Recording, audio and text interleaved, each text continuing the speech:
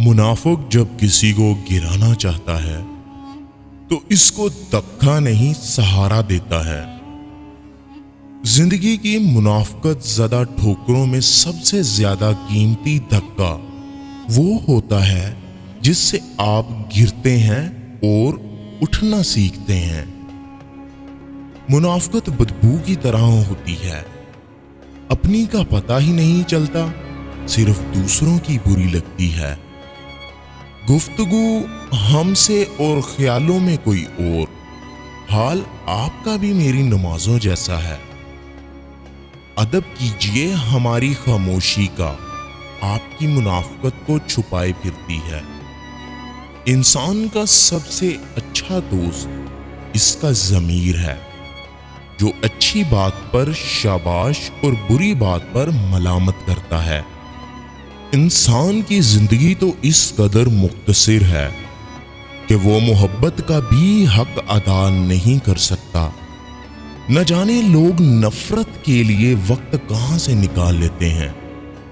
जब ताल्लुक जरूरत के हों तो इनकी याद भी जरूरत के वक्त ही आती है। दो ही चीजें ऐसी हैं जिसमें किसी का कुछ नहीं जाता, एक मुस्कुराहट और दूसरी दुआ। हमेशा बांटते रहें। किसी को बर्बाद करने की सोच आपकी बर्बादी के लिए काफी है। तहजीब सिखाती है जीने का सलीका, तालीम से जाहल की जहालत नहीं जाती। सूरज के बदलने से निकलता है नया दिन, सूरज के चमकने को सवेरा नहीं कहते। रियाजी हमें ये नहीं सिखाती कि किस तरह खुशियों को जोड़ना है और उदासियों को घटाना है, लेकिन एक बहुत अहम सबक जरूर सिखाती है कि हर मसले का हल है। खुशी का ताल्लुक आपके हालात से नहीं, आपके फैसलों से है। कश्तियां और घर बाहर के पानी से कभी नहीं डूबती। लोग अच्छा पढ़ने और अच्छा लिखने वाले को काबिल इंसान समझते हैं, जबकि हकीकत में काबिल वो है जो अच्छा सोचे और अच्छा बोले। इंसान को इसके हालात नहीं, ख्यालात परेशान करते हैं। हालात तो वक्त के साथ बदलते रहते हैं, लेकिन ख्यालात को बदलना आसान नहीं होता।